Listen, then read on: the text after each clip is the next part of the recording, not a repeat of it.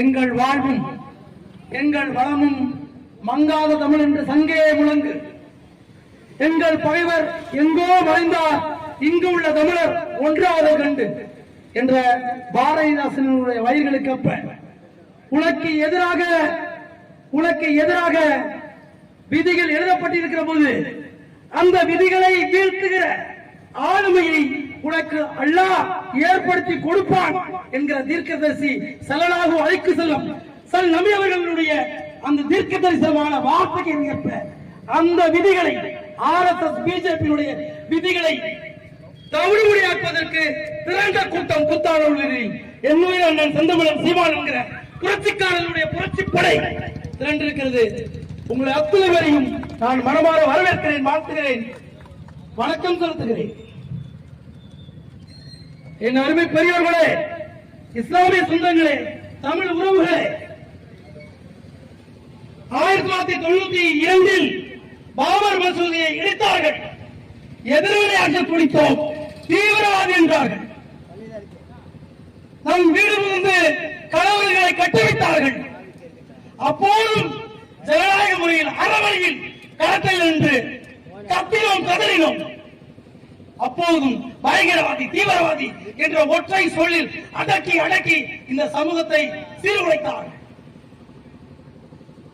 சட்டங்கள் வரிசையாக குடியுரிமை திருத்த சட்டம், என்ஆர்சி சட்டம், முத்தலாக்கு சட்டம், இஸ்லாமியர்கள் விரும்பாத, இஸ்லாமிய பெண்கள் விரும்பாத ஒரு சட்டம் இந்தியாவில் திணிக்கப்பட்டது முத்தலாக்கா என்கிற முறையில். அந்த வரிசையில் என் அருமை சொந்தங்களே, அந்த வரிசையில் இப்போது இந்த சட்டம் 1995 வக்ஃப் சட்டம் என்பது ஓரளவிற்கு சரியாக இஸ்லாமிய மார்க்கத்தினர்களால், இஸ்லாமிய மார்க்கவாதிகளால் ஏற்றுக்கொள்ளுகிற அளவிற்கு நடைமுறையில் இருந்து கொண்டிருக்கிறது. இப்போது உங்களுக்கு என்ன அவசியம்? என்ன செய்தீர்கள்? இந்த நாட்டிற்கும் உங்களுக்கும் என்ன தொடர்பு? அன்பை, சமாதானத்தை, சமத்துவத்தை, சகோதரத்துவத்தை போதிக்கிறது இஸ்லாம். அதற்கு நேர் எதிராக பிரிவினைவாதியை, பிரிவினைவாதத்தை, சாதிய வன்மத்தை விதைக்கிறது ஆர்எஸ்எஸ். அவர்களுக்கும் நமக்கும் பெரிய தொடர்பு இருக்கிறது, பெரிய முரண்பாடு இருக்கிறது. என் அருமை தோழர்களே, நாம் வீழ்த்த வேண்டும், ஒன்றாக நின்று வீழ்த்த வேண்டும். இந்த ஆர்எஸ்எஸ் பிஜேபியை நாம் ஒன்றாக நின்று வீழ்த்தவில்லை என்றால் தமிழ்நாட்டிலேயே, இந்திய அரசியல் தலைவனிலேயே எங்கள் தலைவன் செந்தமிழன் சீமான் மட்டும்தான் ஆர்எஸ்எஸ் பிஜேபி மனித குலத்தின் விரோதி என்று சொன்னார்.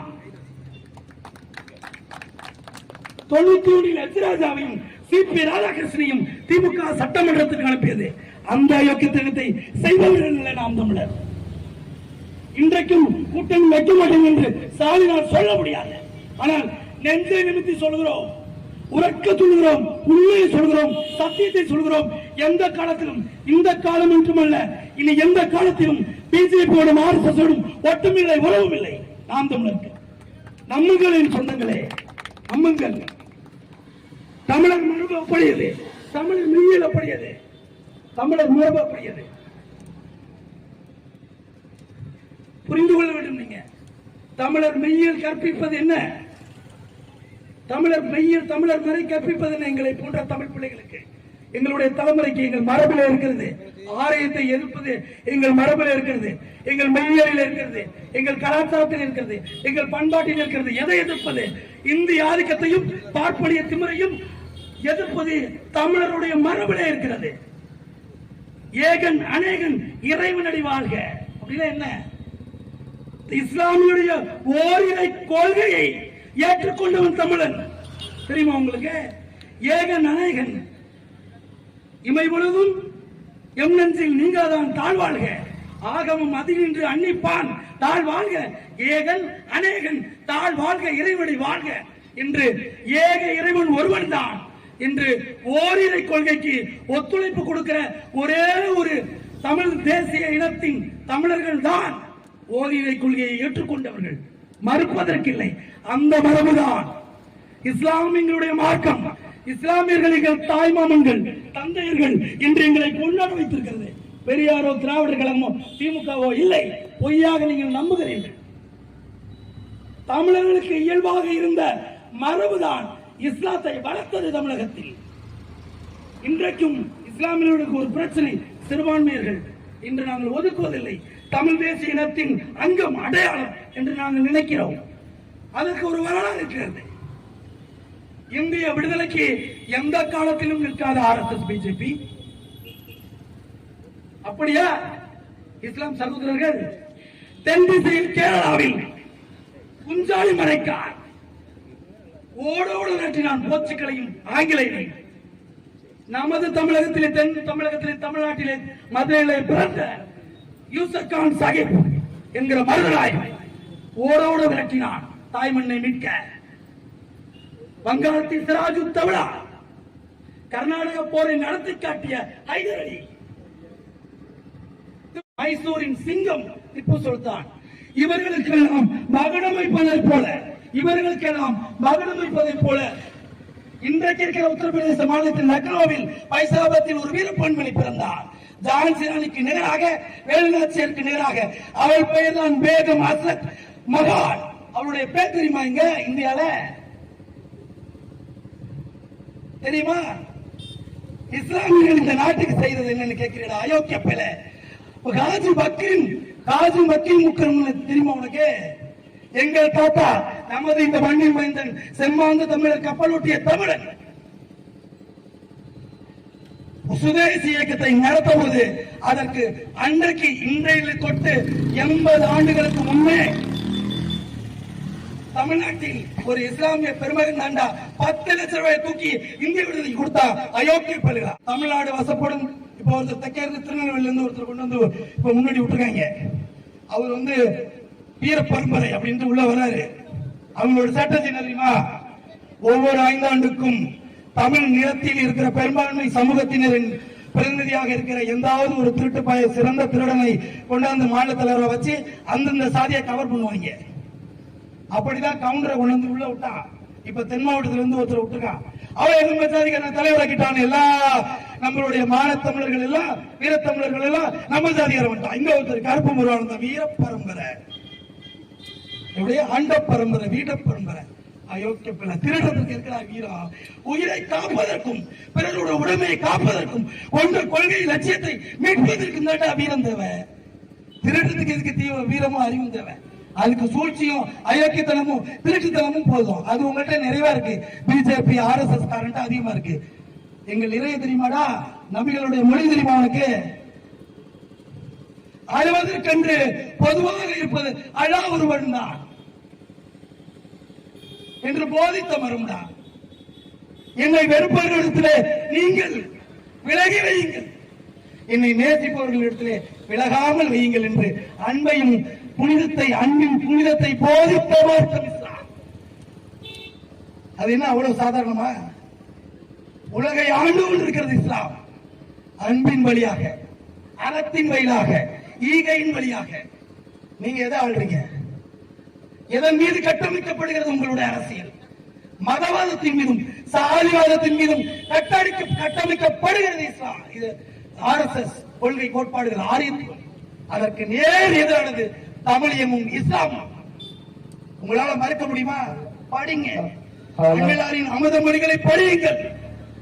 குரானை கொஞ்சம் வாசியுங்கள். தமிழர்களே, மார்க்கத்தை மீறி நீங்கள் கிறிஸ்துவராக இருங்கள், வைணவராக இருங்கள், சைவராக இருங்கள், ஆனால் இஸ்லாத்தை படியுங்கள். படிக்கும் போது ஆற தழுவிக் கொள்ளுவீர்கள். யாரை? பக்கத்தில் இருக்கிற பாய்மாரை. இவ்வளவு சிறந்த கோட்பாட்டு உள்ள வாழ்ற மக்கள் நீங்களா அப்படின்னு படிக்காத தற்குறிகளே RSS பிஜேபியிலும் இருப்பார். கற்றறிந்த அறிஞோடும் நல்ல மனம் உடையோடும் மனிதாபிமானம் உடையோடும் எங்கு நிற்பான்? ஒன்று தமிழ் தேசிய களத்தில் தமிழனாக, இல்லை என்றால் இஸ்லாமியனாக நிற்பான். இதை தாண்டினால உங்களுக்கு விளக்க முடியுமான்னு தெரியல. என்ன விளக்கணும்? 2024 அவசர சட்டம் எதற்காக?